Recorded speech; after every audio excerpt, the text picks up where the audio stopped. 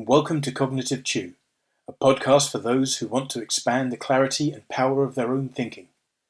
My name is Paul Merryfellow, and I appreciate you taking the time to listen.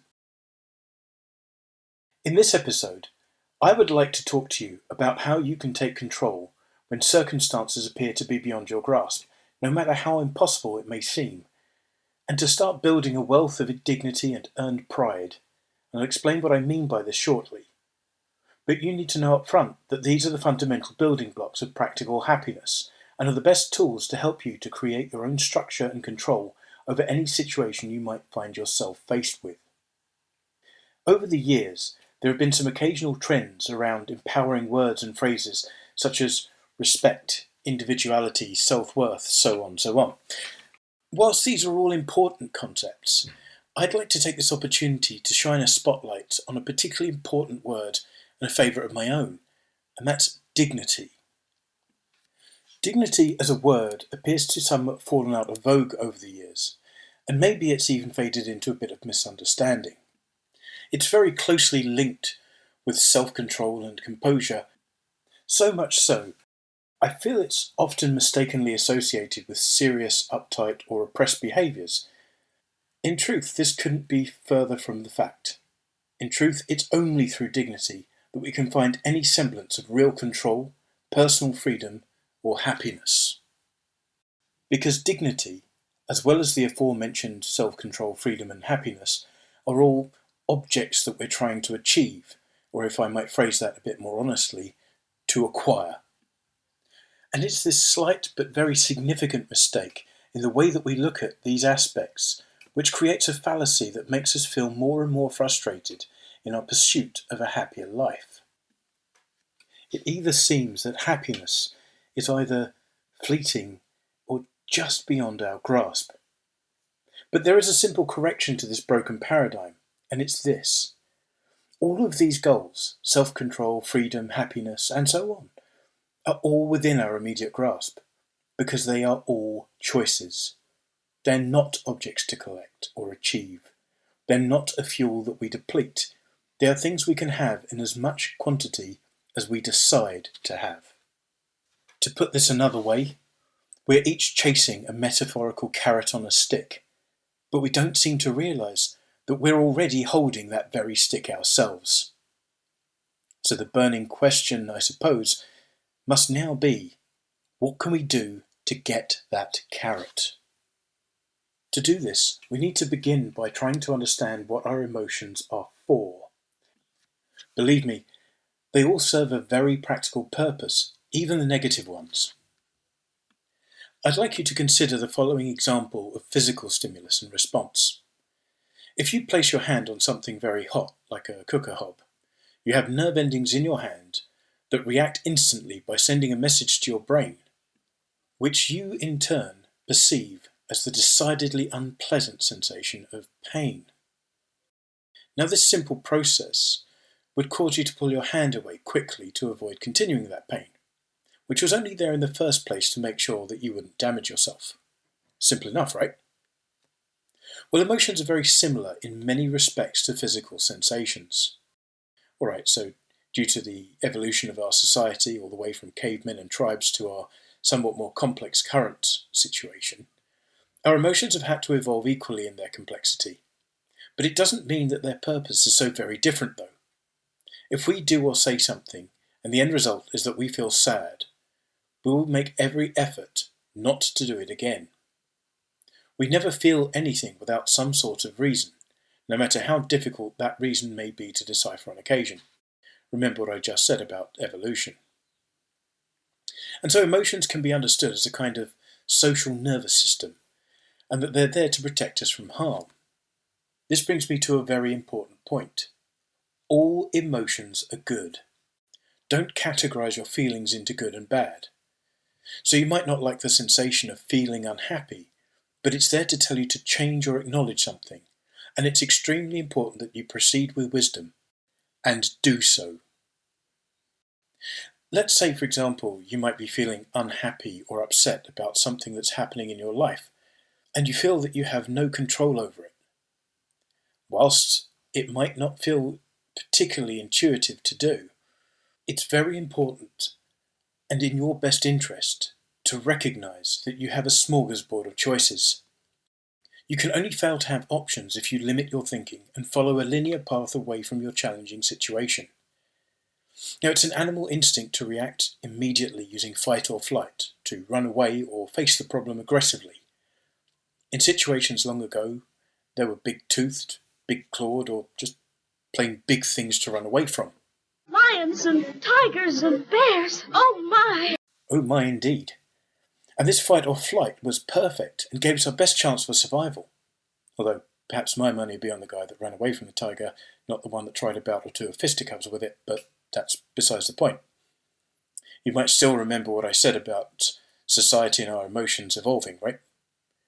So by our most fundamental instincts, we're wired to respond to awkward social situations or reading about tragic news happening around the world in many of the same ways as being confronted by a wild beast. This is about as helpful as it sounds.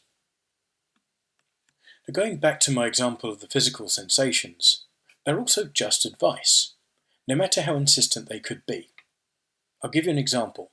Let's say there's a weightlifter who's trying to lift a very heavy weight, most he's ever tried, and his muscles will send signals to his brain and tell him that it's too heavy and he'll be minded to put it down. His challenge in this example is to understand that he wants to hear this message. It's only telling him that he's pushing his limits, which he already knows, and he's consciously doing this to try and strengthen himself. So he'll do his best to press on. When he eventually succeeds, he'll become stronger and more able to lift that same weight with continued practice. He cannot ignore these feelings, they're reasonable warning after all, but he also must use them wisely. So why is this important? And what do we have to do in order to respond to an emotional situation with dignity? I'll bet you're wondering why I was going to get back to that word. It's often better to stop yourself from trying to simply escape your situation and instead considering, what can you do to come out of it with dignity? Now, dignity is the result of acting with composure and not reacting with a simplistic animal instinct, by listening to the emotion, but not by being controlled by it. What can you do to resolve your situation in a way that gives you the best possible outcome? This probably sounds like something you would always want, and maybe it's even obvious to some people, but it's not always so easy to do. This is the part that needs work. Every time you're in a situation where you feel a strong emotional response, try to take the following steps. 1. Understand and accept how you feel. Now be mindful of what you're feeling. I don't mean you should fall into some meditative coma like one of those myotonic fainting goats every time you feel something. But internally accept that you are feeling something and acknowledge it. And also when you do, don't catastrophize. If anything, try to understate it a little. That makes me feel pretty rough. I'm not really that happy with this. When people are shocked, they tend to exaggerate. I cut myself. I'm seriously injured. What did you do? I gave myself a paper cut. There's a lot of blood. Oh no, let me take a look. It doesn't look that bad. You just need a plaster. But I've lost at least a pint of blood already. You know, I'm pretty sure that's not right. Call an ambulance. Are you trying for an Oscar? I think you'll have better luck with a Razzie. Understand that you might do this and take it into account. Although you certainly don't need to downplay it all the way to denial either, that is just as damaging. Look, you stupid b****, you've got no arms left. Yes, I have. Look! It's just a flesh wound. Just make sure you're not riling yourself up about something. It will narrow your field of vision and blinker you into missing some great opportunities. 2. Examine the facts and possibilities.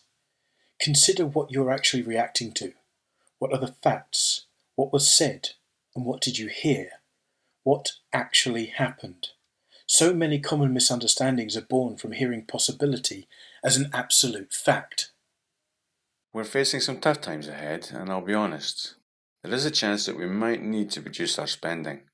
So the company's going into liquidation? What? No. The company's fine. But we may need to be more cautious in the way we spend for a while. So we're all being laid off? Where did you get that from? I said we would need to be cautious about spending. Oh, I see. So it's just me that's getting canned. How on earth did you arrive there? If things don't improve, we may need to consider redundancies, but it's a last resort. I just want to cut out any unnecessary spending until we're in a more stable position. Less expenses where we can. But redundancies might happen. Sure, I suppose. Although we're trying to avoid losing anybody. Understood. I'll get my CV ready. I assume I can rely on a reference. Somebody give me strength. Anybody up for leaving drinks on Friday?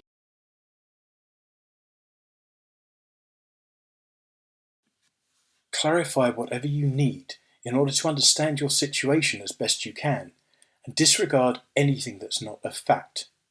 Possibility is still fact, but you have to make the distinction that it's the fact that it's possible, not that it will definitely come true. 3. Choose the outcome that is best for you. Determine what you want to achieve from the situation, and again, don't necessarily be too linear about this. You might want to combat the situation directly, and this is perfectly acceptable as one option. But you should also consider as many possible choices as you can. Uncomfortable situations inevitably involve change of some description. And perhaps just as inevitably, most people's gut reaction is to resist that change by choosing to do everything they can to return to the status quo or ignoring it. But is this really what's best for you? Perhaps acceptance of that change is a good thing, and our comfortable status quo has blinded us to what could be, or perhaps the end result of that change that's been offered to us is not the one we want, but with a bit of effort and consideration, we could instead discover a vast range of options that this change has given us. From this point, and seeing all of the cards in the deck, if you will, and not just the few in your hand, you can now make a considered choice. On the back of those 3 steps, you can now be ready to respond. And please note that I said respond and not react to the situation at hand.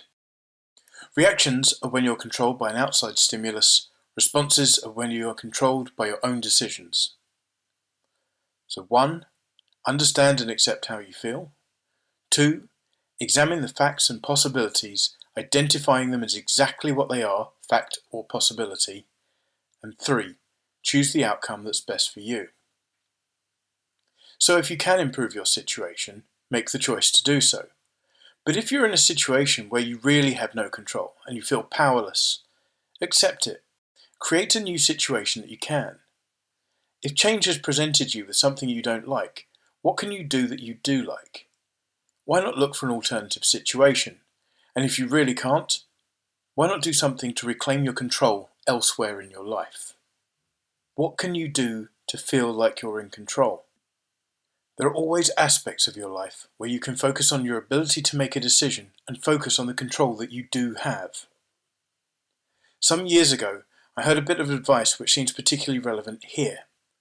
It was with regard to the way people reacted to becoming management for the first time, and the advice given was that a new manager should go home at the end of their first day, empty their sock drawer onto the bed, and unfold each pair into a messy pile. Once they had a pile of random socks, they should then match each pair back and fold them again before putting them back into the drawer. Now this might seem absurd at first, because the person in question will start and end with an equally organised sock drawer, only having gone to a disproportionate amount of effort in the middle. The point was, however, that they would then feel like they had actually done something useful that day, since a lot of management involves talking and not feeling like you do much. Or, as is more relevant in this scenario, that they felt like they had taken control. Hobbies are another way you can reset your control. Let's say, for example, if it's one of your hobbies that you're painting a picture. You have complete control of what you compose, what colours you use, and so on. So, whatever it is that you do, make sure it points to your end goal. It must build your confidence and restore your sense of control. This is your world, so you create any kind of illusion that you want in your world. This is how you can build dignity and a sense of earned pride. And when you can do this, you'll start to replace reactions with responses. Remember the weightlifter. Just like that weightlifter, you'll build strength this way. and all the situations that have had control over you will become just situations. But the choices you make along the way will be how you have control over yourself and your destiny, which is a crucial step in realizing your goals.